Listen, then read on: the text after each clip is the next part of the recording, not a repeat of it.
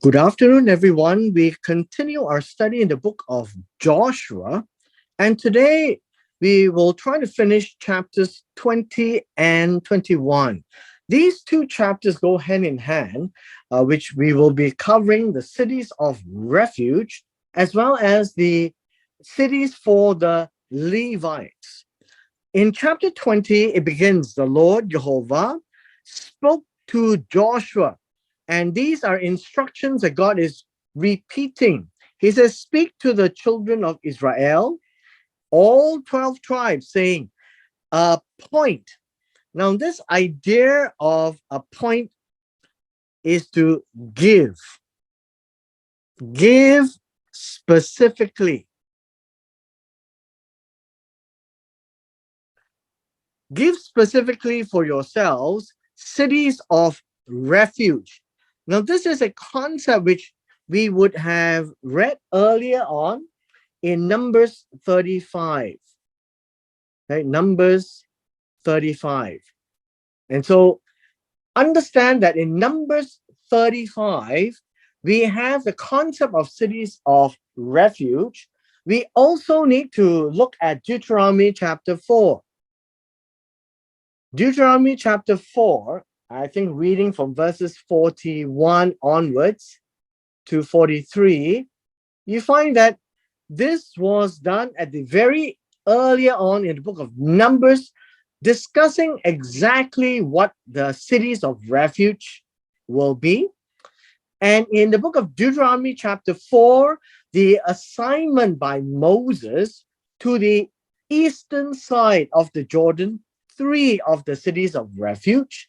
But now we see in Joshua chapter 20 is that these three cities of refuge on the eastern shore of the Jordan will now be put into play as a specific cities of refuge, of which I spoke to you through Moses, and that would be in Deuteronomy chapter 4, that the slayer who kills a person accidentally or unintentionally may flee there, and they shall be your refuge from the avenger of blood. Now, the concept here, once again, we will review this very clearly. One, that there is somebody who would strike to kill, somebody who murder, and he kills a person, and here it says in accidentally, in error. That's the word. And I think this one here, we would be looking at an unintentional, without knowledge, without intention, or unknowingly. This would be a better word, unknowingly. Now, these are very important words in the Hebrew, but you can't see it in the English. That if there is somebody who murders, now, if you understand this, thou shalt not murder is in the Ten Commandments. But if there was somebody who murdered, but there was no intent, right? It's accidental. There is unknowing, but yes, a person dies, right? A person dies. Now, this one dies means a nephesh dies. Then the treatment of this unintentional or unknowing or error is to give them a place to seek refuge. Now, the idea of refuge here is a concept of asylum. Now, asylum means it is a safe haven, right? A place to hide, a haven. This is an important concept of justice. Just because somebody dies from an action of another person doesn't necessarily make that person a murderer in the modern sense. So God separates out if the killing is intentional, then the person will be judged accordingly. But if the person killed another person by accident or unknowingly, his actions caused the death of another, then there is an option for that person to seek refuge, to hide from the avenger of blood. Means the next of kin do not have an authorization to go into the cities of refuge to kill this person who accidentally killed an innocent person. This treatment is for justice. When this person who accidentally kills another flees to one of those cities and stands at the entrance of the gate of the city and declares his case in the hearing of the elders of the city to prove and evidence that he did not intentionally kill, then they, the elders, shall take him into the city as one of them, give him a place that he may dwell among them. If the avenger of blood pursues him, they shall not deliver the murderer into his hands, because he struck his neighbor unintentionally. This is very important. And did not hate him aforehand, meaning it was not premeditated. Now, this is important because in these cities of refuge, the murderer will not be culpable, meaning the avenger of blood or the one who avenges for the blood of the innocent cannot kill this man. The cities of refuge means that this person's life is spared instead of a life for a life, which is an intentional kill. An unintentional kill means this person do not have to die, but this person is not free. So in a sense, you find that the cities of refuge gives him safety, but it is a form of incarceration that he has taken a life. And so he must pay for that unintentional action. He cannot go home free, but he is free only in the cities of refuge. So think of it like a jail or a prison away from home, but not necessarily free in the sense that he can roam around. And so he will dwell in that city until he stands before the congregation for judgment, until the death of the one who is high priest in those days. So how long will he hide from the avenger of blood? Until the death of the high priest. Now, how will they know that the high priest has died? Because all these cities of refuge are also cities of the Levites. And so the Levites will know. And after the death of the high priest, the slayer will go back to his own city, his own house, and therefore he will be freed. In verse 7, the places are called these, the appointments of Kadesh in Galilee, in the mountains of Naphtali. So we've learned that Galilee, that area, was a land given to Naphtali. And so they have to appoint Kadesh there. The second place is Shechem in the mountains of Ephraim. The third one is Kiryat Arva, which is a land of the city of four. Arba is four. And the modern name is Hebron in the mountains of Judah, south of Jerusalem. So we have here 1, 2, 3. This is on the western side of the Jordan. Then on the other side of the Jordan, and this would be by Jericho eastward, means if you have the river and we have Jericho, then it would be eastward, right, to the east of it, and we have a place called Betzer. And Betzer in the wilderness, on the plain from the tribe of Reuben.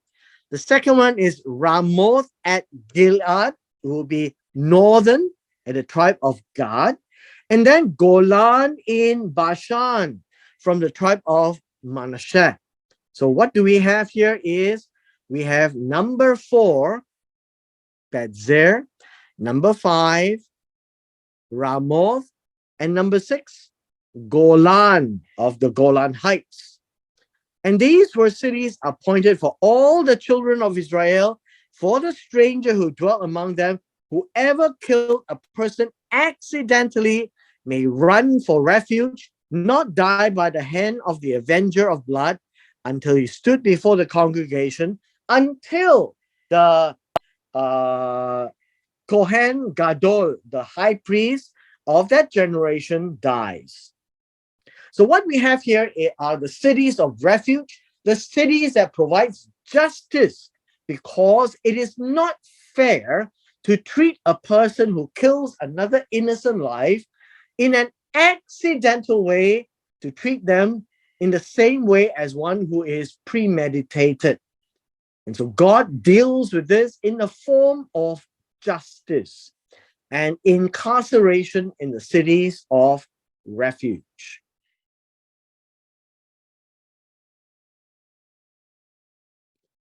We now arrive in chapter 21, and I said that these two chapters should go hand in hand. You find that the heads of the fathers of the Levites came near to Eleazar the priest, to Yehoshua the son of Nun, and to the heads of the fathers of the tribes of the children of Israel. So understand this.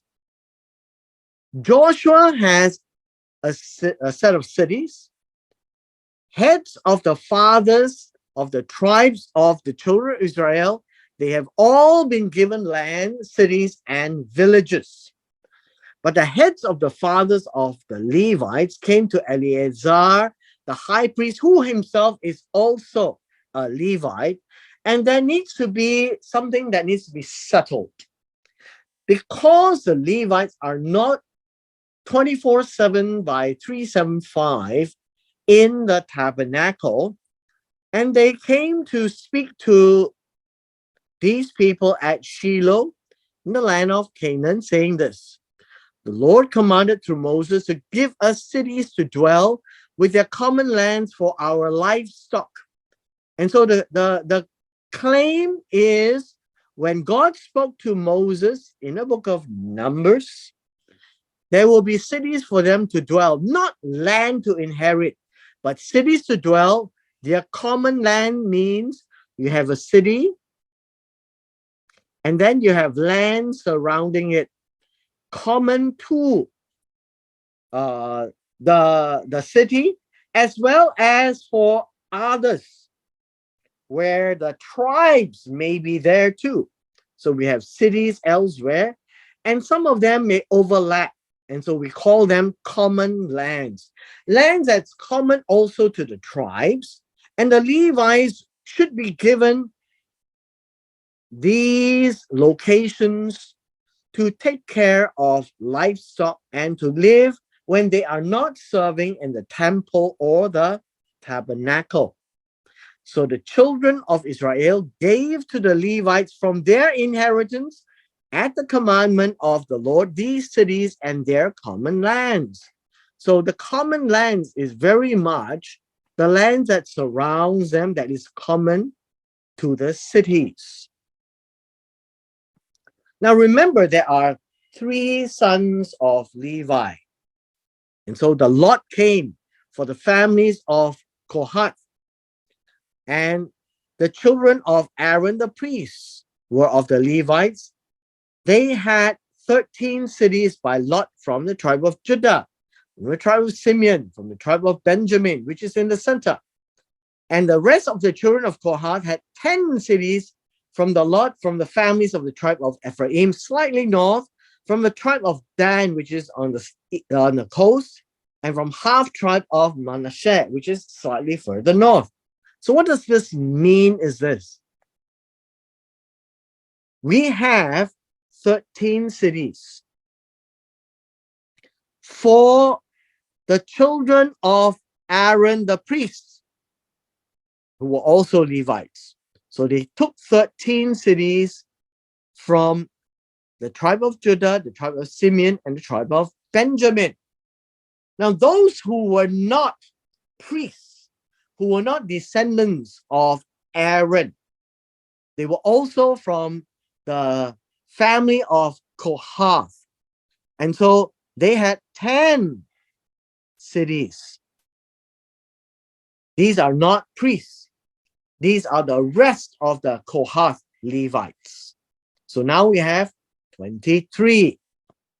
Verse 6, the children of Gershon had 13 cities from the families of the tribe of Issachar, Asher, Naphtali, and Manasseh in Bashan, which is on the eastern side.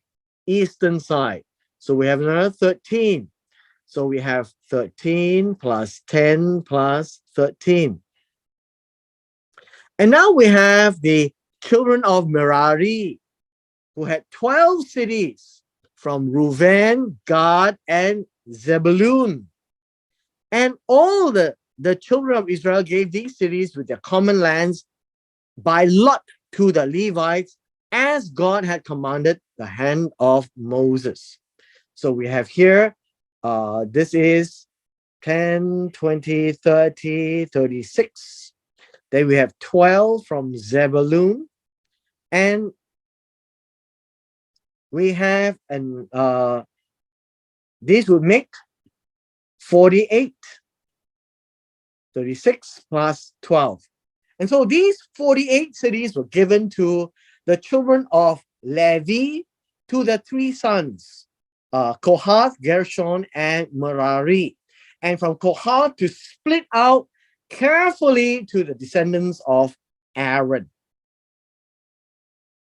Verse 9, they gave from the tribe of the children of Judah, from the tribe of Simeon, these cities which are designated by name, which were for the children of Aaron, the families of the Kohites, of the children of Levi, for the lot was theirs first, children of Aaron. Now, here would be, where are the 13 cities? And so they had Kiryat Arva, Hebron, from the mountains of Judah, the common lands, the fields and cities, and he gave to Caleb, the son of Jephunneh, his possession. So that's where it began. And to the children of Aaron, we have Hebron, Livnah, Eshtemoa, Holon, Debir, Beth Shemesh, from the tribe of Benjamin, Gibeon, Gevar, Gibeon, Anatot, Almon, and these were the cities of the children of Aaron, the priests. These are 13, and these are the description of where they are.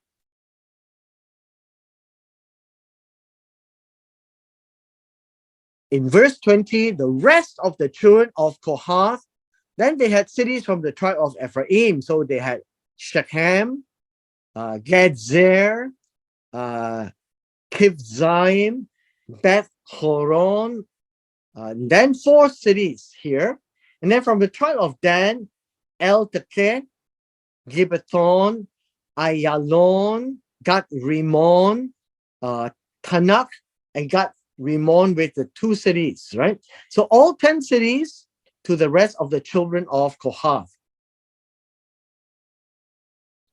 Verse 27, to the children of Gershon, land from the half tribe of Manasseh, from Golan, from Beeshterah, from Kishion, from Dabarat, from Yamut, from En Ganim. These are 4 cities from the tribe of Asher, which will be Mishal, Helkat, Rehoth, and from the tribe of Naphtali, Kadesh, Hamon-dor, and Kartan.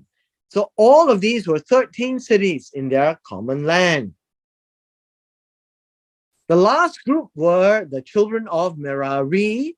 So from the tribe of Zebulun, it will be Yokneam, Karta, Dimna, Nahalal, 4 cities.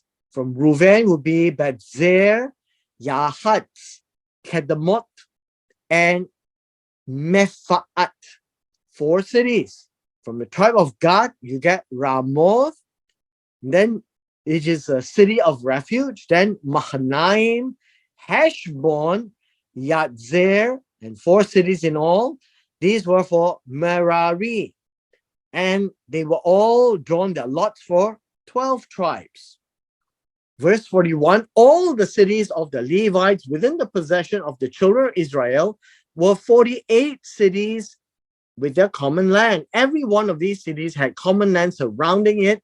Thus, all these cities, remember, city, walled, and land around.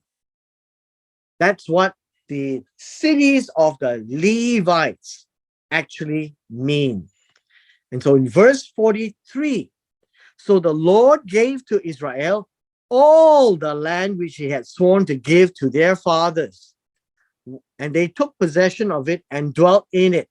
So in the previous few chapters, we saw how all the land would be 12 parcels given to 12 tribes. And what you find is that Levite never were included. And so Joseph would be represented by Ephraim and Manasseh, thereby mix up that 12 tribes to be given parcels of land. And they took possession, they went, they fought, and they dwelt in it. That's number 1. Number 2, the Lord gave them rest all round according to all that he had sworn to their fathers, and not a man of their enemies stood against them. The Lord delivered all their enemies into their hands. Not a word failed of any good thing which the Lord has spoken to the house of Israel. All came to pass. Now, all these are the cities with the land, and that's how the boundaries were drawn. They occupied the land, but they may not have chased away all the previous settlers. And what happens over time, where some of these settlers will give trouble to Israel every now and then. But in terms of the boundaries of the land, God then gave all of them by lots, by the Urim and Thummim, to the 12 tribes to occupy. And from these 12 tribes, they gave up some of their cities for the Levites. In total, 48 cities and the common land surrounding it. Now we have come to the end point of our 2 chapters, just to make it clear that God is faithful. He promised Abraham, Isaac, and Jacob the promised land. God took them out of Egypt by a strong and mighty arm, crossed the Red Sea, went to Mount Sinai, cut a covenant, came to the southern point of the land of Canaan, but they decided not to go in. And by that, the first generation of Israelites all died in the wilderness. For another 38 years, they were wandering in the wilderness. Now, up to that point in time in the book of Deuteronomy, there were only the 3 parcels of land on the eastern shore given to Manasseh in one part, given to Gad and Reuven. And there are 3 cities of refuge there for the Levites to take care of. They only managed to get possession of the land now in chapter 19. And then chapter 20 and 21, describing how even the Levites had cities assigned to them. They don't inherit land. The land was given only to the 12 parcels, to the 12 tribes. And Levi has never had a portion. Their portion is God. They get to serve God in the tabernacle or in the temple. And so by this, the Lord gave to Israel what he had sworn to give their fathers. This would be Abraham, Isaac, and Jacob. God has delivered. It took a while. It took a delay of 38 years for the first generation to die in the wilderness, and then reviewed in the book of Deuteronomy, and then went in by Joshua until now to occupy, to take over, to possess the cities and land, to dispossess the rest, so that now they can draw lots. And God gave them by lots. Now, the idea of lots really means this: God revealed his choices through the rocks of Urim and Thummim, and says this is what God has decided, and they will go with it. It's nothing to do with the high priest. It's nothing to do with the priest. It's nothing to do with the two rocks that the high priest keeps. It is all to do with God deciding who gets what. It's that detail that God made. And then God made them give up 48 cities for the Levites. Within those 48 cities will be 6 cities of refuge. And God tells them the land must be just. The land must be fair. And thereby implemented the law of fairness, that even though somebody accidentally killed another, he is not construed the same way as someone who premeditatedly, intentionally goes and kills another. Now, what can we learn from this is that God is fair. In the giving of the land, God is fair. In the appointment of the cities of refuge, God is fair. In the giving of the 48 cities to the Levites, God is fair. It's right across the 12 parcels to the 12 tribes to take care of the children of Levi, the Levites.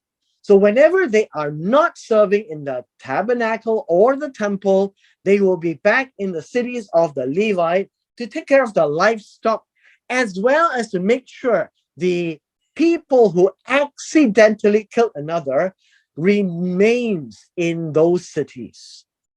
And so now we can see that even in real estate, God has intentions to protect the one who is, well, somewhat innocent because he did not intentionally kill another, but he will still need to be incarcerated. And so God is fair. God determines the punishment by the state of mind. State of mind. It's mens rea in the Latin, the state of mind. When the crime was committed, God doesn't treat all crimes alike by people alike. God will weigh the seriousness and the gravity of the crime by the state of mind of the Israelite. If he intentionally does it, he will be judged very severely. If he unintentionally or unknowingly or accidentally did it, God provided the city of refuge, which is a form of incarceration. He cannot be free. He cannot go home because a life was taken. And so God is fair by judging a person whose state of mind was accidental compared to somebody who is intentional.